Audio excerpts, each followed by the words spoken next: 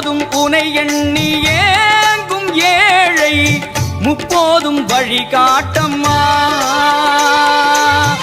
எப்போதும் உனை எண்ணி ஏங்கும் ஏழை முப்போதும் வழிகாட்டம்மா.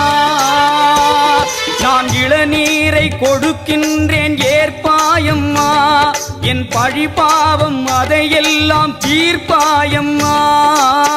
அருகினில் அழைப்பாயம்மா என் தாயே, அருகதை கொடுப்பாயம்மா.